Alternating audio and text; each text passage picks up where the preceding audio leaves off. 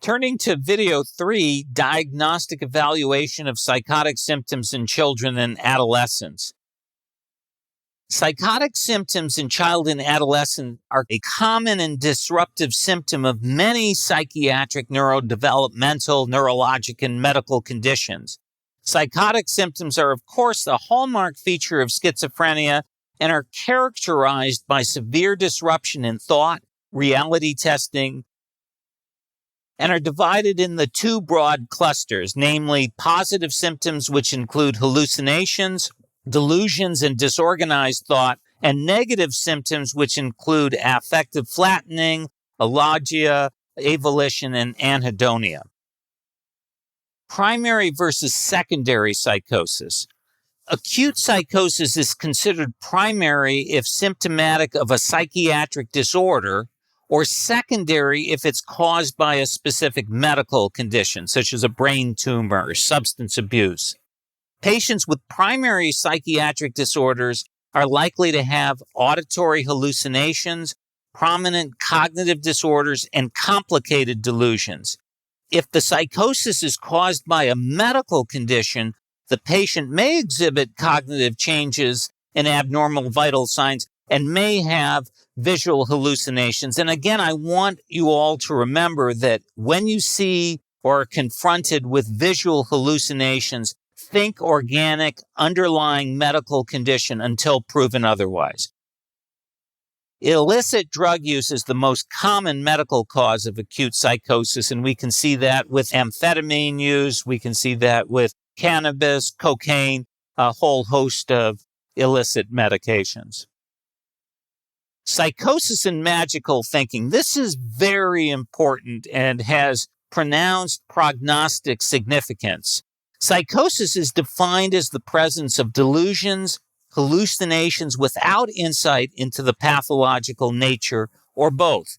Magical thinking, in contrast, is defined as a belief or quasi-belief or entertainment of the possibility that one's ideas, thoughts, actions, or words may somehow influence events which have no causal relationship with one another.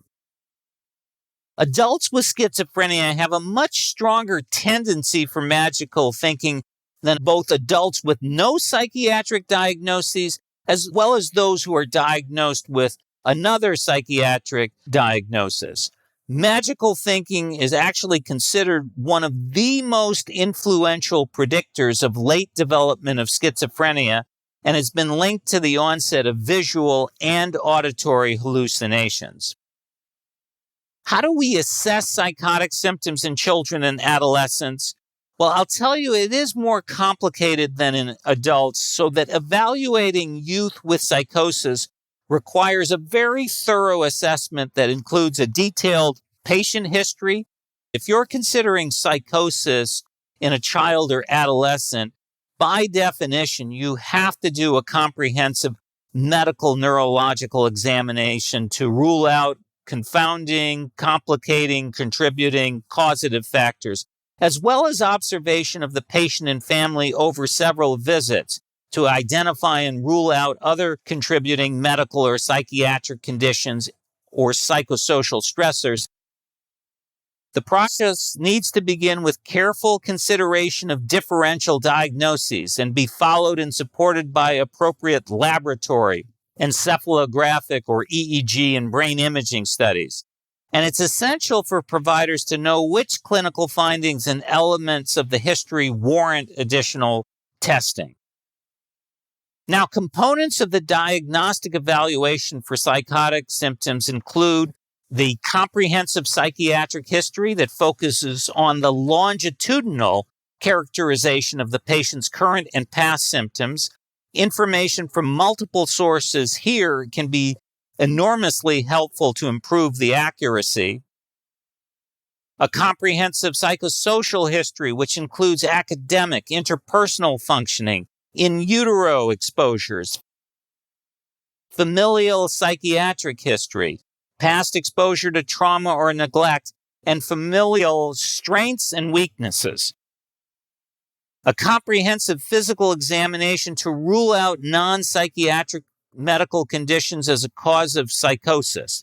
laboratory evaluations, and neuroimaging as clinically indicated. Standardized rating scales, and if warranted, neuropsychological testing can be very helpful to assess for learning and developmental disability, very common in psychosis, and offer insights into what academic supports might be most helpful and beneficial. Rating scales for assessing psychotic symptoms in children and adolescents. There are a few different symptom rating scales that are available to assist with determining symptom severity. And these scores really only comprise a limited part of outcome measurement. They're more commonly used to create a standardized criteria of symptom remission for treatment studies used in various research studies.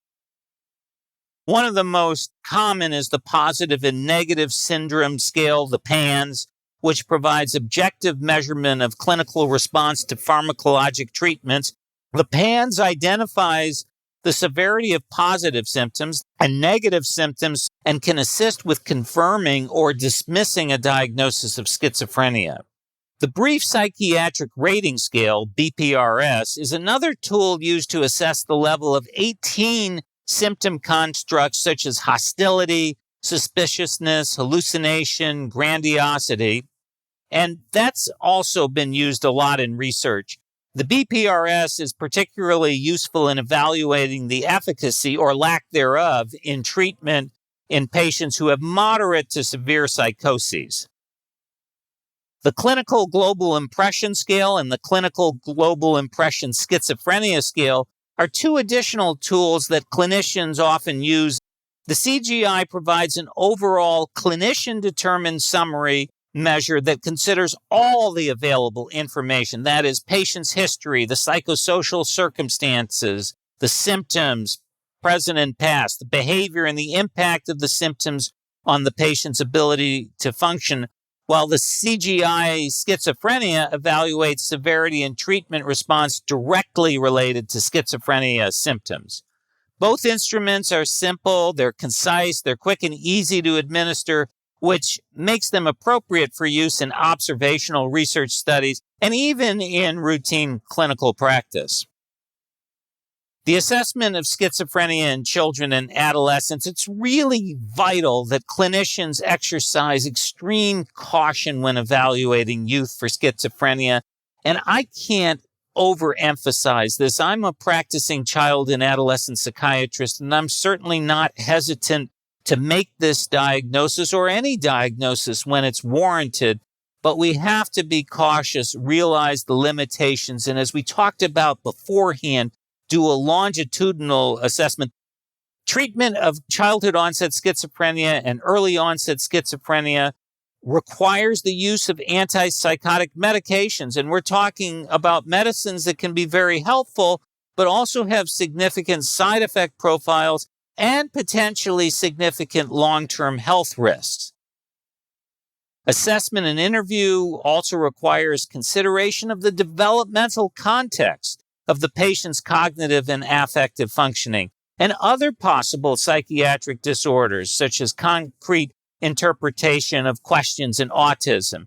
Clinicians must not focus too narrowly on addressing psychotic symptoms and thereby fail to overlook common comorbidities.